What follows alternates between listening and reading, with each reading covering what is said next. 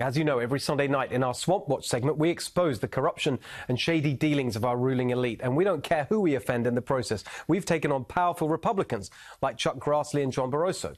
We've taken on powerful industries like the big banks and big tech. We've taken on allies of President Trump like Wilbur Ross and Scott Pruitt. Tonight, we'll give you the facts about the swampiness of two of the elite's biggest heroes. James Comey and Robert Mueller are tonight's Swamp Watch.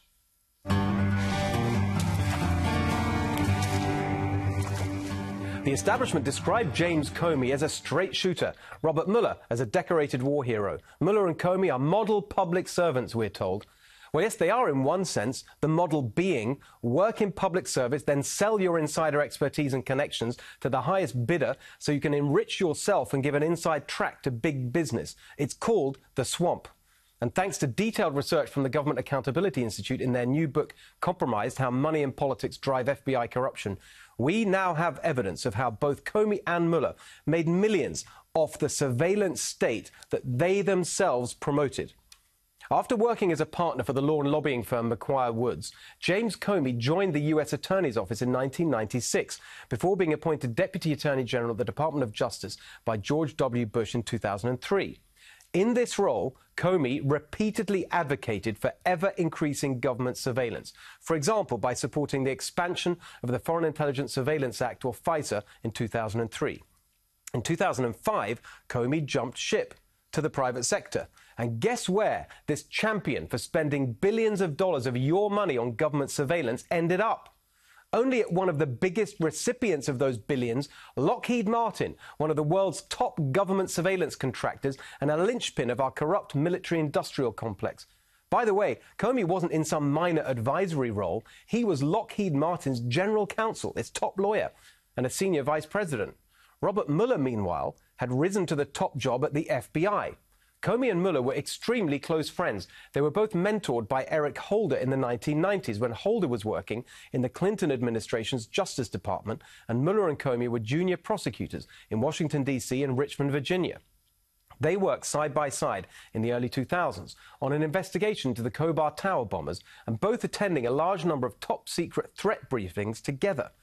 Comey has said that Robert Mueller was the one person in government he could confide in.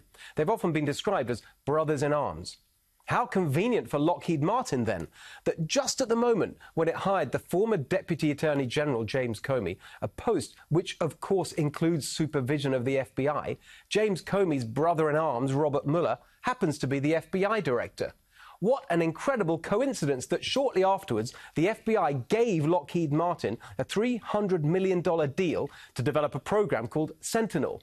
And what a further astonishing coincidence that Robert Mueller's FBI then awarded James Comey's Lockheed Martin a $1 billion contract for a biometric surveillance program called the Next Generation Identification System.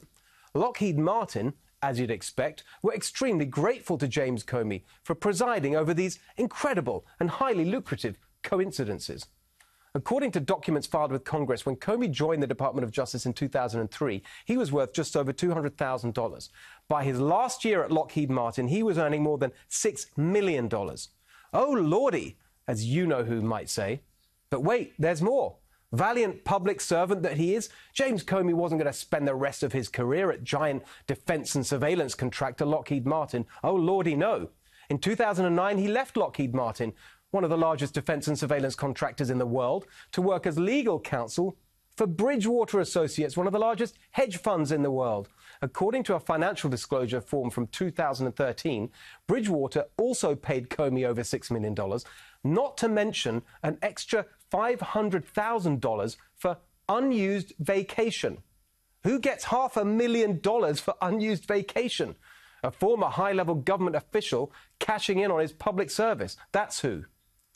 But Comey's not the only former FBI director whose actual record shatters his carefully crafted image of unimpeachable integrity. Robert Mueller's swampiness goes beyond awarding billion-dollar contracts to his best friend's employer. After leaving his post as FBI director, what did this modern-day saint, this paragon of ethics and integrity do? He cashed in, of course. Mueller went back to work for his old law and lobbying firm, now called WilmerHale. And surprise, surprise, his clients were directly related to his previous government work. One of them was Booz Allen Hamilton, like Lockheed Martin, a giant surveillance contractor. Bloomberg has called them the world's most profitable spy agency. Going back to his old firm was certainly profitable for Robert Mueller. Before becoming FBI director, he earned roughly $400,000 a year there. After his time in government, he made $3.4 million at the same firm, nearly 10 times as much. I think that's what you call swamponomics. But there's an even more insidious example of Robert Mueller's swampiness. Another of his post-FBI clients was Apple, which, amongst other things, jealously guards its reputation for protecting its users' privacy. Its pompous, sanctimonious and hypocritical CEO, Tim Cook, has said that privacy to Apple is a human right. It's a civil liberty. That certainly seemed to be the case over the San Bernardino terrorists when Apple famously refused to cooperate with the FBI. But what's this? A couple of years later, Apple's former lawyer, Robert Mueller, is running a certain high-profile investigation. He asks Apple for private information from its iCloud service, information relating to one Paul Manafort. So what does Mr. Privacy Tim Cook do? Maintain his principled stand? Privacy's a human right, remember? No. Sure, Robert, he said, we'll hand it over. The Apple iCloud data led directly to criminal charges against Paul Manafort. That's how it works for Apple, for Mueller, for all of these swamp creatures. Connections, contracts, crooked deals, cash, the revolving door between government and big business, favors for friends, riches for the insiders, screw everyone else. This is your ruling elite. This is the swamp. This is what we're fighting to end.